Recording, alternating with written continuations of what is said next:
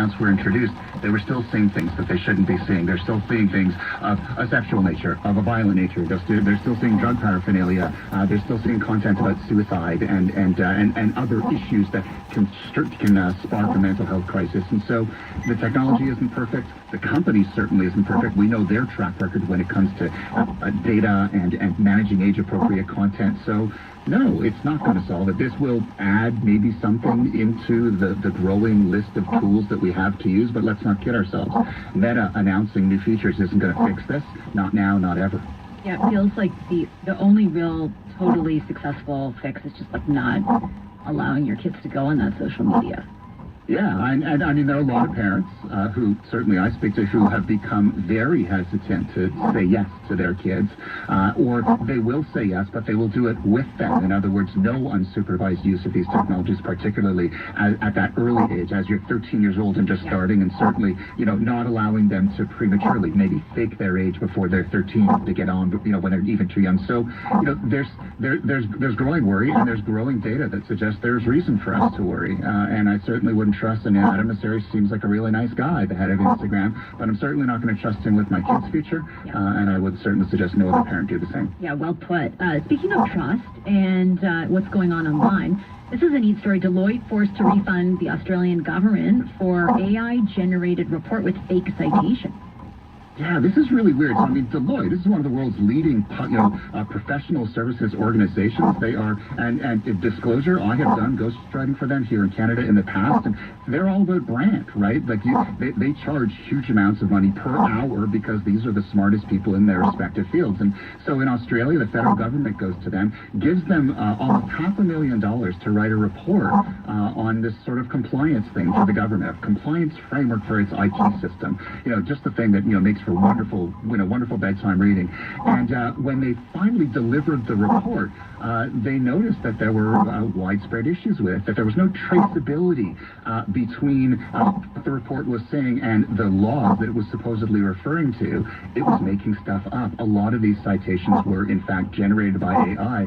And then, as it turns out, those references and citations, all AI generated. The company fessed up, saying they did an independent review, and they found out that literally this was cut and pasted out of AI, and it wasn't checked by humans before it was handed off back to the Australian government. So to their credit, Deloitte is now refunding the last part of the contract. If they didn't do the work, if AI did it, and did it wrong, and they didn't do their due diligence, they certainly don't deserve to get paid for it. But it really does beg the question, like, if a company like Deloitte doesn't have those internal controls to ensure appropriate use of AI, that's really problematic, because they're the ones who are supposed to be the experts advising everyone else on how to use it appropriately, yet they got caught with their hand in the cookie jar.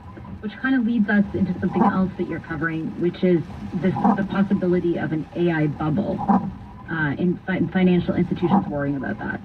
Yeah, I mean, we're seeing the stock market continue to outperform the economy. If everyone is worried about inflation and people can't find jobs, yet the stock market continues to go up, you kind of wonder, where's the disconnect? And increasingly, we're seeing technology companies shift or pivot to AI, and they're the ones with the valuations that are just beyond belief. Their share value is just, for some companies that, for example, OpenAI, how much money are they really making? They're not. They're burning cash, yet they're one of the hottest plays in the market right now. And so both the International Monetary Fund and the Bank of England are warning of an AI bubble, basically saying what they're seeing now with AI feels a lot like what they were seeing in the late 1990s as the web was kind of exploding, where everything was based on eyeballs and clicks and traffic and basic business concepts like, profitability and margin and growth. Those didn't seem to matter to anybody. And there were a lot of companies then that did not have any revenue, yet they had massive valuations as investors speculated. And now we're seeing the same kind of behaviors in the market as AI does the same thing. And they're saying the risks of there being a correction are growing as time goes on, and it's something to keep an eye on, because that market correction, the likelihood that it's going to hit, is growing by the day as this continues. Do you think it's overpromising? Like, I feel like I have... 5 minutes. Seriously? How? That makes everything easy. The administration's top law enforcement official, A.G. Bondi, late today, doing an interview. That's the judge there that oversaw all this, but doing an interview and making the radical claim that federal judges shouldn't be asking questions to get the facts and evidence, shouldn't rule on federal laws like the Alien Enemies Act. Now, Bondi is an experienced lawyer. She knows that is literally a judge's job.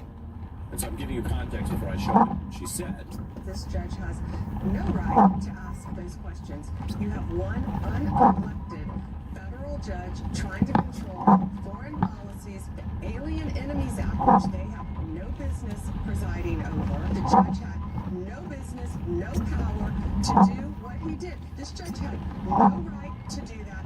Okay, so we need to talk about what just happened with Pam Bondi, because this is absolutely insane. Like career-ending, potentially criminal, completely unhinged, insane. Pam Bondi, Trump's Attorney General, the top law enforcement officer in the United States, the person who's supposed to uphold the rule of law. She just had a complete meltdown in a Senate hearing. And I'm not exaggerating when I say meltdown. We're talking shouting, pounding the table, admitting to what sounds an awful lot like illegal conduct, and then storming out of the hearing room in front of senators, reporters, cameras, everyone. Just walked out mid-hearing because she couldn't handle the questioning, because senators were pressing her on whether she's been weaponizing the Justice Department for political purposes. And instead of denying it, instead of defending herself calmly, she basically admitted it and then fled. Before we go any further, real quick, let's be honest, you can't really trust headlines. That's why we work our politics, real stories, real context, and real spin. If you want to stay ahead of the headlines, join our free newsletter. You'll see it straight to your inbox every day. Just click the link in the description to join. And it commands that the timing was suspicious, that it looked like coordination, and that's when we brought up James Comey, asked Bondi directly whether the investigation into Comey was initiated because of White House pressure. And Bondi tried to dodge, said the investigation was based on evidence, that she couldn't discuss specifics, but Durbin kept pressing. He had done his homework, he had timelines, he had documents, and he started laying out a case that the Comey investigation was rushed, that normal procedures were followed, that approval came from political appointees rather than career prosecutors. And that's when Bondi made her first major mistake. She confirmed it. She said, yes, they moved forward without standard approval procedures. But she tried to justify it, said there was executive urgency, that the matter was time sensitive, that they couldn't wait for the normal review process. And the room erupted, because what she just described is exactly what you're not supposed to do. The Justice Department has procedures for a reason, to prevent political interference, to ensure investigations are based on evidence, not politics. When you bypass those procedures because the White House wants fast action, that's corruption, that's abuse of power, that's potentially illegal. Senator Durbin has the obvious problem. Who decided there was executive urgency? Who authorized bypassing procedures? Was it the White House? Bondi refused to answer directly, but she didn't deny it either. She said the decision was made at the highest levels, that everyone involved understood the importance, that she stood by the decision. And then she said the line that's going to happen. You can call it irregular. I call it necessary. That's an admission. That's Bondi acknowledging that what they did was outside normal procedures, irregular, but claiming it was justified because it was necessary. Necessary for what? Necessary to go after Trump's political enemy? Necessary to satisfy the president's demands? She didn't say, but the implication was clear. Other senators jumped in. Senator Sheldon Whitehouse, he's a former prosecutor, started questioning Bondi about the legal standards for initiating investigations, about probable cause, about evidence, and he asked whether the Comey investigation met those standards when it was initiated, whether there was actual evidence of wrongdoing, or whether it was initiated for political reasons. And Bondi got even more defensive, said she resented the implication, said she always followed the law, but when White House asked her to explain specifically what evidence justified the investigation, she refused, said she couldn't discuss ongoing investigations, which is convenient because it means she can't be held accountable for whether the investigation was actually justified.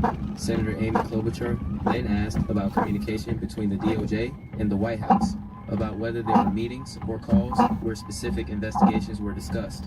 And Bondi admitted there were regular communications, said it was normal for the Attorney General to brief the president, but Klobuchar pressed on whether those briefings included discussions of who to investigate, whether Trump made requests or demands. And Bondi got evasive again, said the president had concerns about various issues, that she listened to those concerns, that she made independent decisions about how to respond, but she wouldn't say whether Trump specifically asked for investigations into Comey or others, wouldn't confirm or deny that level of White House involvement. That's when Senator Durbin made his devastating accusation. He said Bondi was transforming the justice system into a political strike force, said she was acting as Trump's personal attorney, not as the nation's Attorney General. Said the DOJ was supposed to be independent, not a tool for political revenge. And Bondi absolutely lost it. She started shouting, said Durbin was making partisan attacks, that he was undermining law enforcement, that he didn't understand the threats facing the country. Her face was red, her voice was raised, and then she pounded her fist on the table, actually pounded it like a tantrum, like she couldn't control her emotions. Durbin tried to restore order, asked Bondi to calm down to answer the questions, but Bondi was beyond calm. She said she didn't have to sit there and be insulted, said the hearing was a partisan witch hunt, and then she stood up while senators were still trying to ask questions. Her staff looked panicked. They were trying to get her to sit back down to continue the hearing, but she ignored them. She gathered her papers and she walked out. Senators were calling after her, demanding she return, but she just kept walking out of the hearing room, down the hallway, with cameras following her the whole way, and she refused to comment, refused to stop, just got in her car and left. The aftermath was immediate and intense. Democrats held an impromptu press conference, said Bondi's behavior was unacceptable, that her admissions were serious, that they would be referring the matter to the DOJ Inspector General for investigation.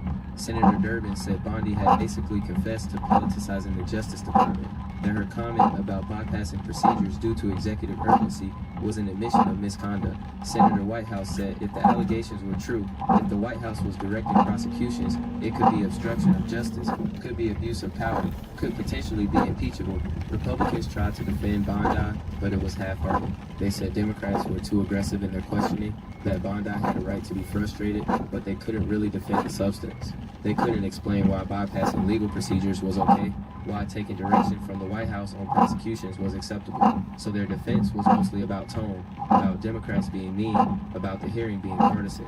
But that's weak, because the issue isn't tone. The issue is whether the Attorney General admitted to serious misconduct, and she did. Legal experts immediately started weighing in. Former prosecutors said what Bondi described sounds like a violation of DOJ guidelines, that you can't bypass approval procedures just because the White House wants fast action. That would undermine the entire system of checks and balances within the Justice Department. Constitutional scholars said if the White House was directing specific prosecutions, that's a separation of powers violation. The executive branch can't use law enforcement as a political weapon. That's what the independence of the Justice Department is supposed to prevent. And Bondi's comments suggest that independence has been compromised. The Inspector General referral is significant because the IG has authority to investigate misconduct within the Justice Department.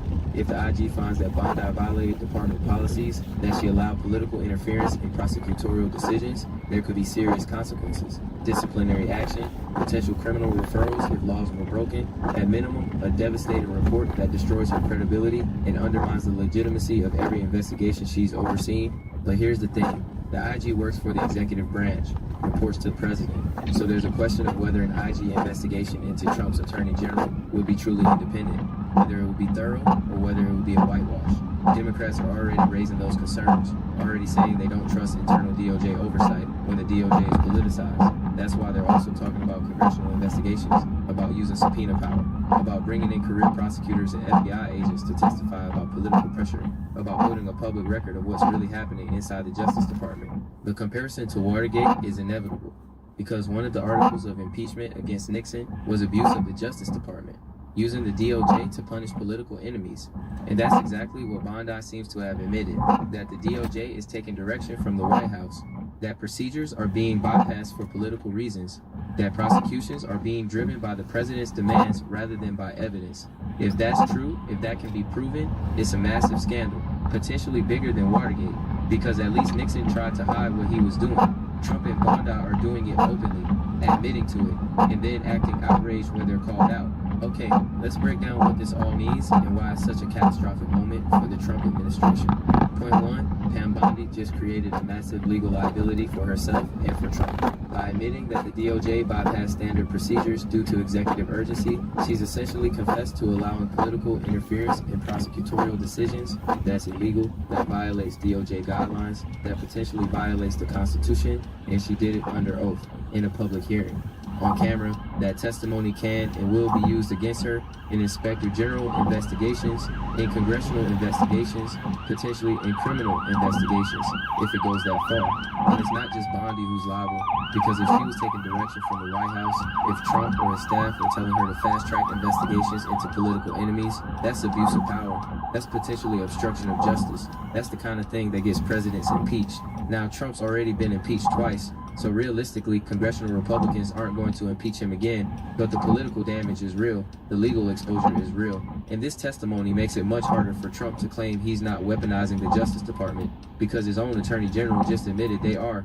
Point 2, Bondi's meltdown shows she's not fit for the job. The Attorney General needs to be composed, professional, able to handle tough questioning without losing control, because the job involves intense scrutiny, congressional oversight, media attention, court appearances. You can't be Attorney General if you storm out of hearings when senators ask hard questions.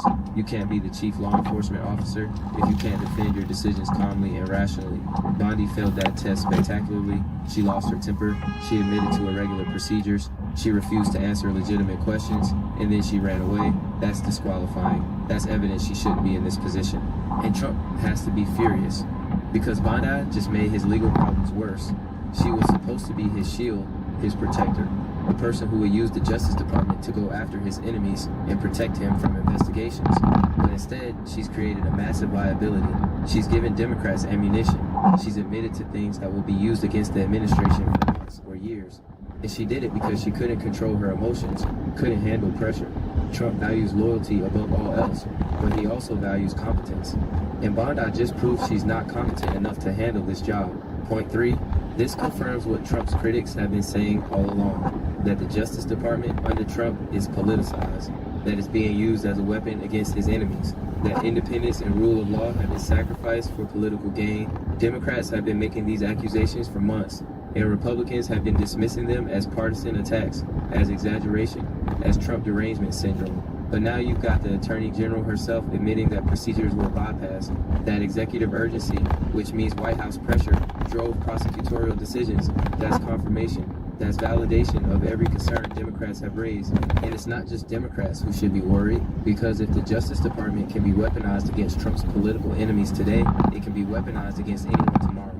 Today it's James Comey. Tomorrow it could be journalists who criticize Trump, or protesters, or members of Congress who vote the wrong way. Once you break down the independence of the Justice Department, once you make it a political tool, there are no limits. And that should terrify everyone regardless of their politics. Because rule of law is what separates democracies from dictatorships. When law enforcement becomes a political weapon, when prosecutions are driven by the leader's whims rather than by evidence, you don't have a democracy anymore. You have authoritarianism. Point 4. The walkout was an absolute disaster, optics-wise, because it makes Bondi look guilty. It makes it look like she's hiding something, like she can't defend her actions, so she runs away, and that's going to be replayed endlessly. Cable news is going to show that footage over and over of Bondi pounding the table, standing up, walking out. It's going to be in Democratic campaign ads. It's going to be referenced in every discussion about Justice Department politicization. It's a defining moment, a visual representation of an administration that's out of control, that's defensive, that's unable to handle scrutiny or accountability. Compare this to how other attorneys general have handled tough hearings. They stay calm, they answer questions, they defend their decisions with logic and evidence.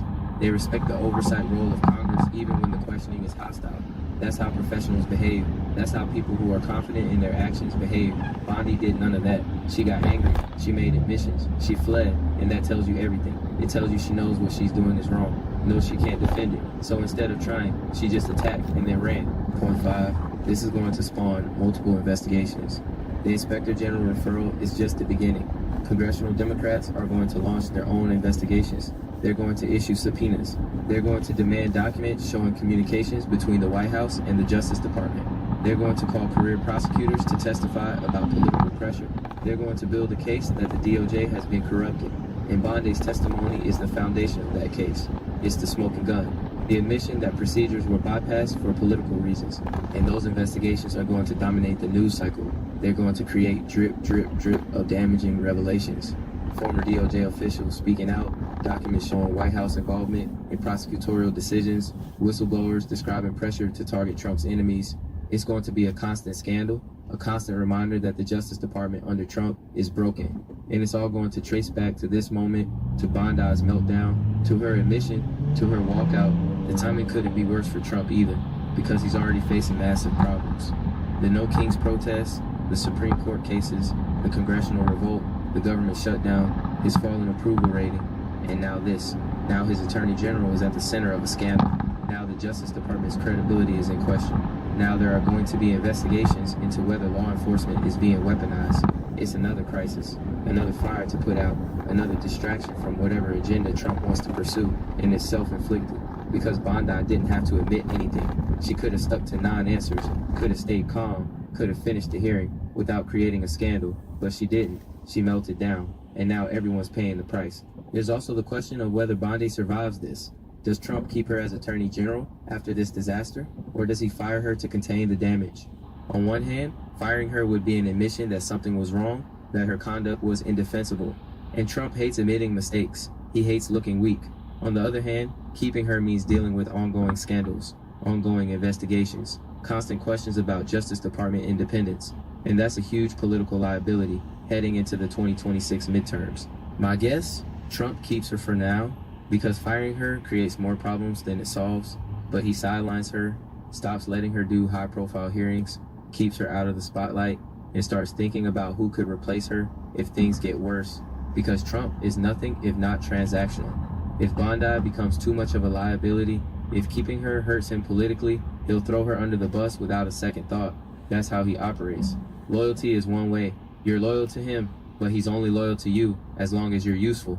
The bigger story here is about the rule of law, about whether we have a Justice Department that operates independently based on evidence and law, or whether we have a Justice Department that takes orders from the president, that prosecutes his enemies and protects his friends. And Bondi's admission suggests we have the latter, that the DOJ has been corrupted, that prosecutorial decisions are being made for political reasons. And if that's true, if that's really what's happening, we're in a constitutional crisis. We're watching the system break down in real time. We're seeing one of the foundational principles of American democracy, equal justice under law, being destroyed. And here's what really matters. This isn't abstract. This isn't just about political theory or constitutional principles. This is about real people being investigated, prosecuted, potentially imprisoned for political reasons. James Comey, whoever else is on Trump's enemies list, these are real human beings whose lives are being upended because they oppose or criticize the president. That's terrifying. That's the kind of thing that happens in authoritarian countries. Not in America, not in a country that's supposed to be governed by the rule of law, but it's happening here, now, and Bondi just admitted it. Here's the bottom line. Pam Bondi had a complete meltdown in a Senate hearing. She admitted that the Justice Department bypassed standard procedures due to what she called executive urgency. She refused to answer questions about White House involvement in prosecutorial decisions. She got angry, pounded the table, and then stormed out of the hearing mid-testimony.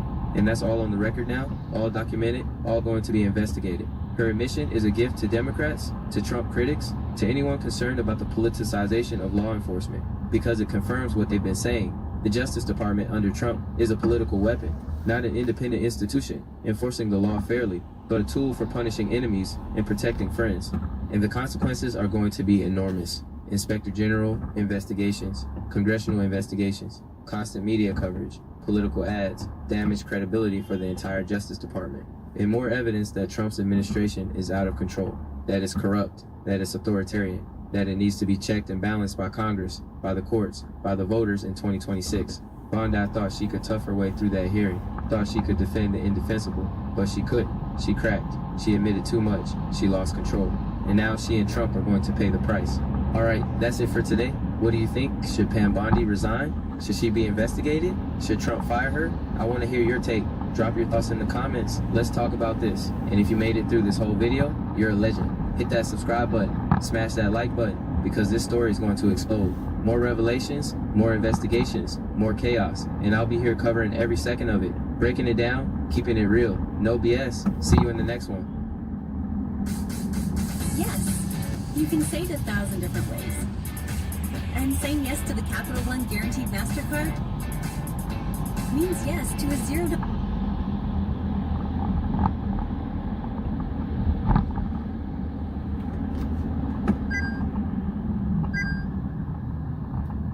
Payment is $3,395 for 48 months. Visit HyundaiCanada.com or your local dealer for details.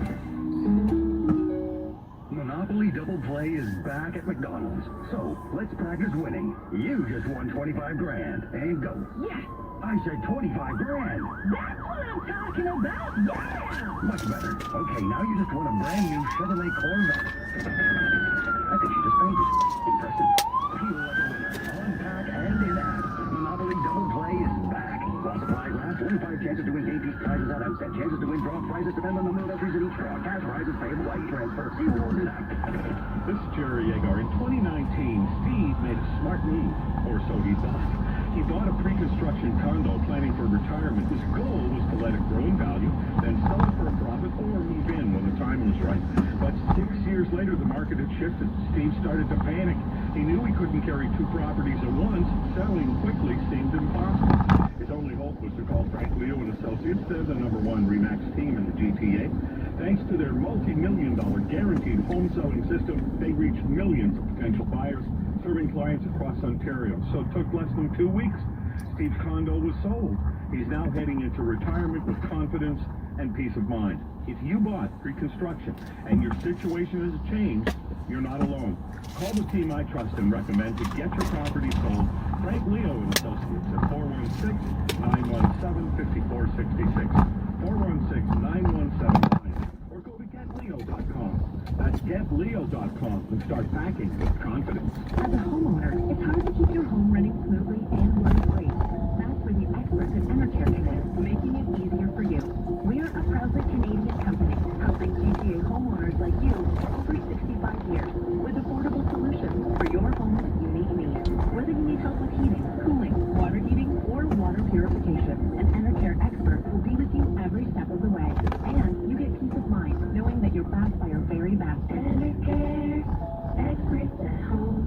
Hey Canadians, listen up because this one's for you. Most Canadians know we need a will, but the majority of us don't have one in place.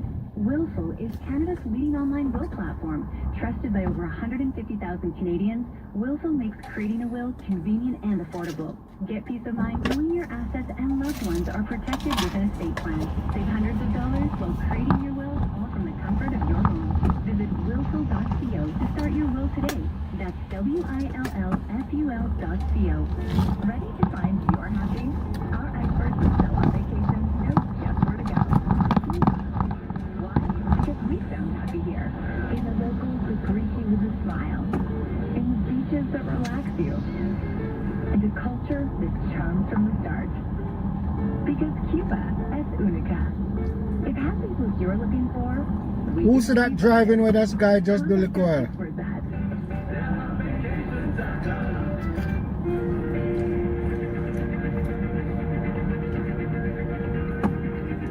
That's the reason why I'm keeping my camera always when I'm driving. If I'm gonna upload it, I upload it with it. If I'm gonna delete it, delete it. But some of these drivers have to keep a check on. This Wednesday, and we had, when I solicited a bunch of these questions about a month ago at this time, at least like a third to half of them were about menopause and the kinds of therapies that are out there for menopause, and so that's what we're going to focus on today. The explainer. Here to answer our questions on this topic is Dr. Ileana Lega, a clinician scientist and endocrinologist, at Women's College Hospital in Toronto. Hi, doctor. A pleasure to welcome you to our program. Thanks for making the time. Hi, thanks for having me. So I'll start at a very basic level because that's what this segment is all about. What is menopause? So menopause is actually a very normal and natural transition. It really, it means it's the end of ovulation and menstruation. It's the end of a woman's reproductive years. And what does that symptomatically mean in general terms for women? I imagine it's very much based on individual circumstances, but what can it mean? So that's just it. Even though it's a normal physiologic process, some people have very significant symptoms when they go through menopause, such as hot flashes, night sweats. Those are the most common, but certainly it affects sleep, mood, libido. You can get joint pains. You can get a lot of symptoms that can be very bothersome and detrimental. And it's those symptoms that can and should be treated. And what is the general age range for the onset of those symptoms?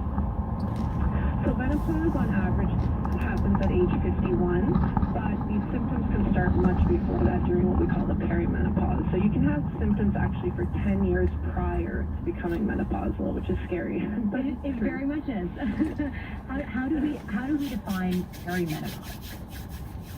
Perimenopause clinically is when your periods start changing. So women who have had regular cycles may start having irregular cycles, skipping cycles, but it also is defined based on having menopausal symptoms, so the hot flashes, the night sweats, the mood changes, the sleep, all those things. So it's kind of a difficult thing sometimes to pinpoint and clinically diagnose.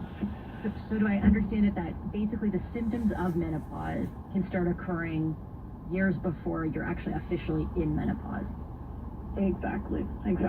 And do we know, like, is there a rhyme and reason as to why it affects some women more than others or in different ways? Like, is there a clinical explanation for that, or is it just that we're all different?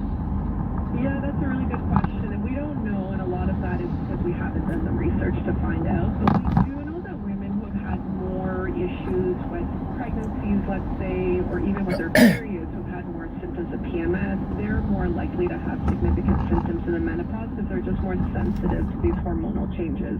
But we really don't know at the end of the day why some women are more symptomatic than others. So you're listening right now and you are starting to experience some of these symptoms. What sort of remedies are out there, or treatment, or properly, is out there for the individuals, including myself, that you identified as government gangsters? Yes or no? Time of the gentleman has expired. The witness may respond if he would like. And the answer is no. Is that correct? Okay. The gentleman. The exchange between Rep. Eric Swalwell and FBI Director Kash Patel is more than just a congressional hearing moment. It's a stark illustration of how accountability can break down at the highest levels of law enforcement. The largest sex trafficking case in FBI history is in the balance, yet the director himself admits he has not personally reviewed all the Epstein files. That alone should raise alarm bells.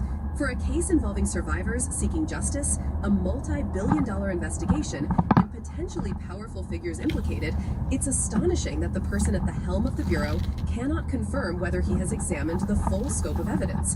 Swalwell methodically presses Patel on the single, simple question of whether he informed Attorney General Bondi that Donald Trump's name appears in the files. Patel dodges, deflects, and refuses a yes or no answer. On the surface, he frames his role as protecting national security and public safety, but the reality is that withholding critical information from the public, especially concerning allegations of criminal behavior by the wealthy and politically connected, is its own kind of public safety risk. It erodes trust in institutions and leaves survivors without the acknowledgement and justice they deserve. The hearing highlights the tension between law enforcement discretion and public accountability. Patel repeatedly emphasizes that he has released what is legally permissible and credible, yet he refuses transparency on basic facts. He avoids responsibility, even as he sits in a position where his decisions affect investigations, prosecutions, and public trust. This is a reminder to viewers that oversight isn't merely procedural, it is essential for a functioning democracy. Congressional hearings exist to hold leaders accountable, especially when the mechanisms of justice are used selectively or politically. Swalwell's questioning also exposes the broader implications of politicization in federal agencies. Patel has publicly labeled individuals as government gangsters in a book he authored, and refuses to recuse himself from investigations involving these people. Combined with evasive answers about the Epstein files, this raises serious concerns about impartiality.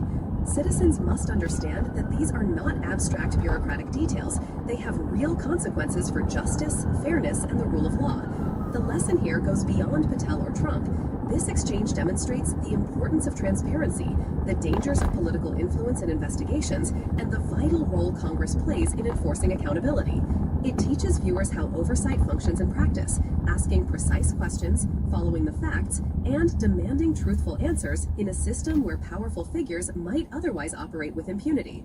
If you want to stay informed about the people who are supposed to protect justice and what happens when they fail to do so, subscribe to Liberal Lens. We break down these hearings, reveal the evasions, and show why the public has a right to demand answers. Justice is not optional, and neither is accountability. To start earning passive income, automatically be cautious and avoid any suspicious or unofficial links. The only legitimate link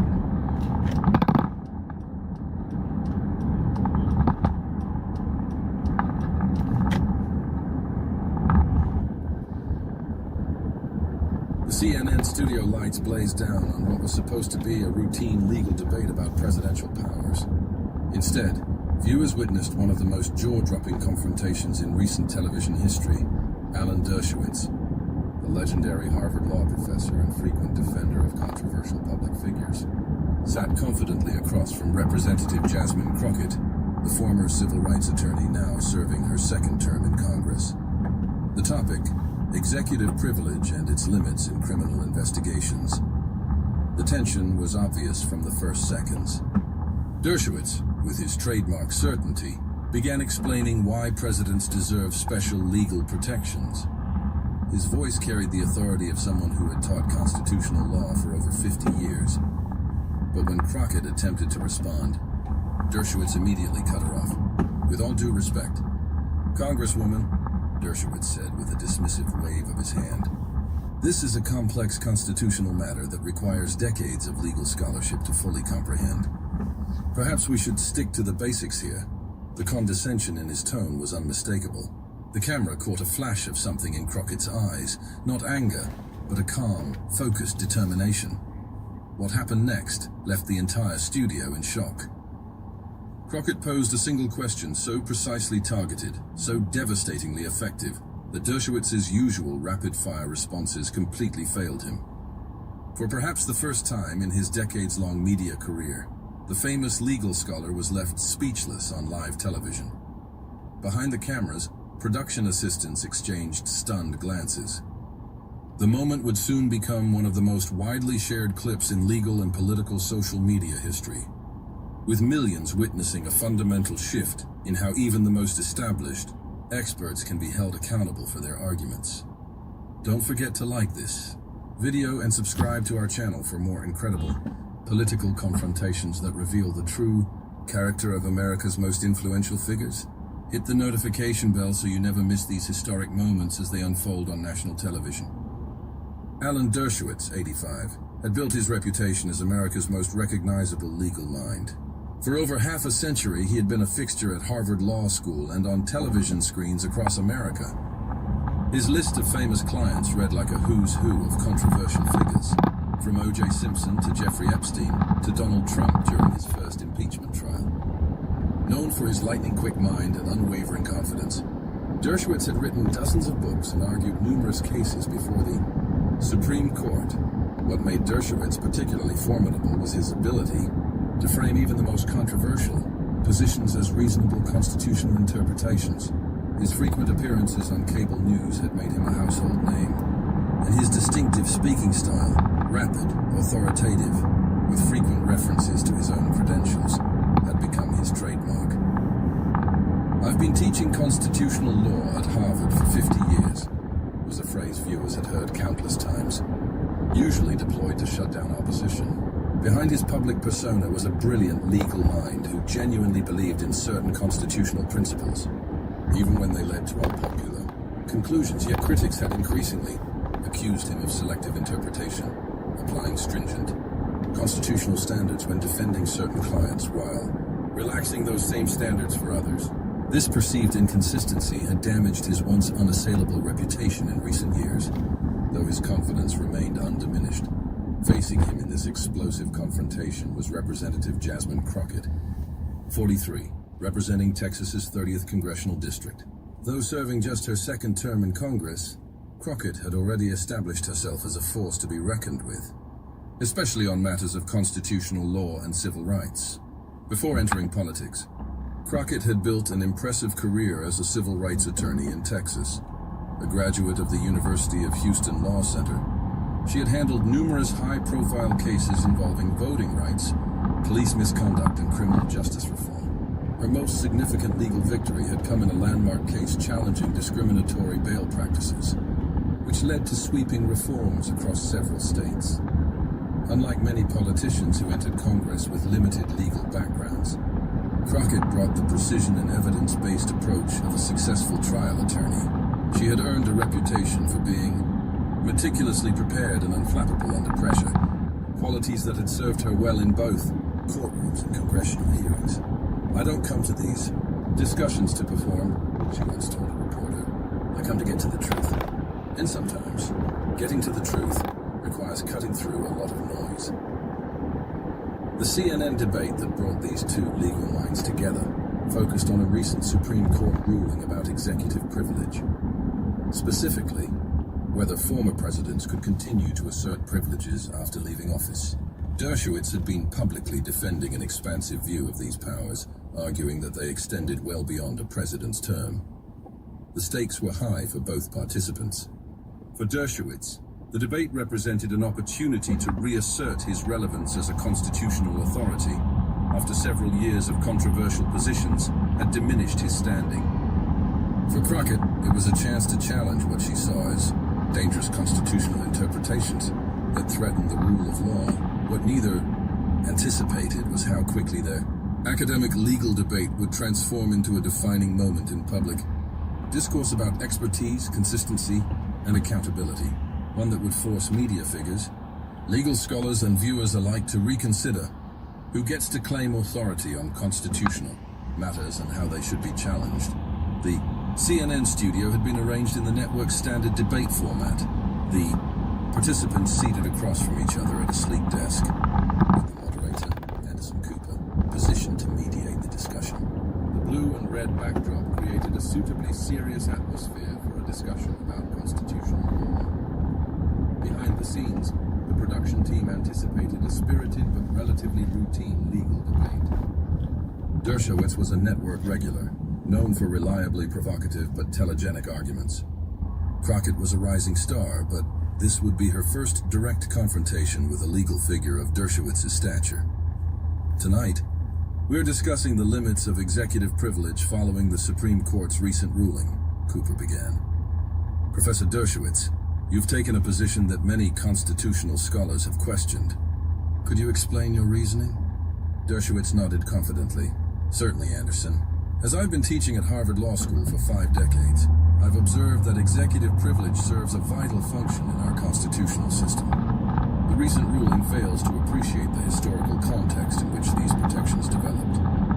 He continued for nearly 2 minutes without interruption, citing numerous historical precedents and legal theories, occasionally reminding viewers of his extensive experience and prestigious position. The camera occasionally cut to Crockett, who was listening intently, occasionally making notes. Congresswoman Crockett, your response? Cooper asked when Dershowitz finally paused. Thank you, Anderson, Crockett began. While I respect Professor Dershowitz's long career, I think we need to distinguish between... If I might just clarify something, Dershowitz interrupted, raising a finger. The Congresswoman is relatively new to these constitutional questions, and there's a fundamental principle being overlooked here. Cooper tried to intervene. Professor, let's allow the Congresswoman to complete her thought. Of course, Dershowitz said, though his expression suggested impatience rather than genuine interest in her perspective. Crockett began again, outlining her interpretation of the Supreme Court's ruling. She cited specific passages from the majority opinion and explained how they aligned with previous precedents. Her analysis was precise and well-structured, drawing on both legal history and practical implications. As she was developing her argument, Dershowitz began shaking his head visibly, his expression growing increasingly dismissive. That's simply not correct, he interrupted again. With all respect to the Congresswoman, I've argued before the Supreme Court on precisely these issues. The fundamental misunderstanding here is... Professor, Cooper interjected, please allow Representative Crockett to finish. From the control room, the executive producer watched with growing interest. The typical pattern in these exchanges was for the more experienced